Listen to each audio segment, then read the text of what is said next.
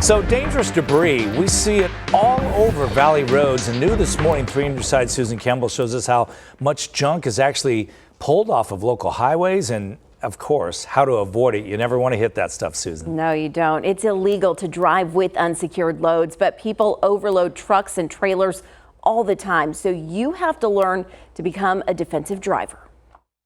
These things can fly up and hit a windshield, break a windshield. They can damage a car severely.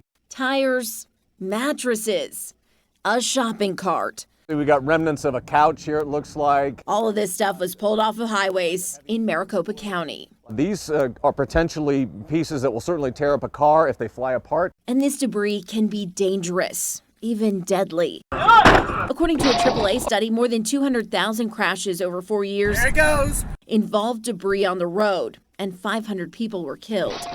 Last year, Mesa police officer Sean Stoddard almost died in a rollover crash on the 60 after he slowed traffic to get a ladder out of the road and was rear-ended. 10 months later, he's still recovering.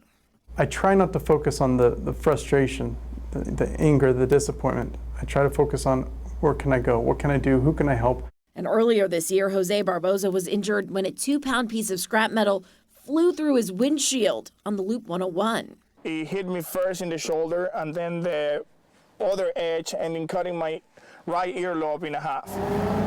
We've learned every year ADOT's Incident Response Unit gets 10 to 12,000 calls for accident cleanup and debris removal. One of the biggest problems is overloading. So we asked DPS how many drivers are actually getting in trouble for unsecured loads. The agency says across the state in 2019, 367 citations were issued.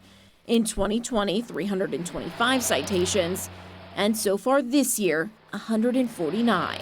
Just use common sense. If you think something potentially could fly out, then you need to secure it or cover it. Was there anybody next to you in the lane? For everyone else on the road, the goal is to avoid the dangerous debris.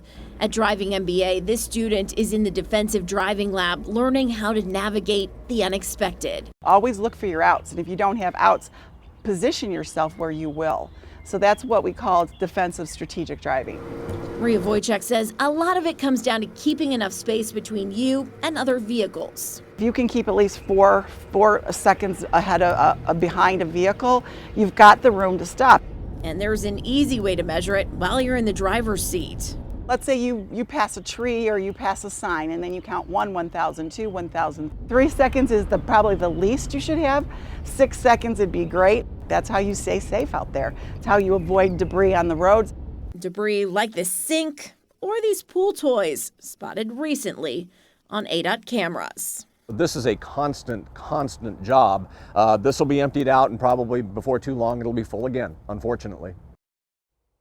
If you come across something in the road, ADOT says you should never get out of your vehicle and try to remove it yourself. It's simply too dangerous.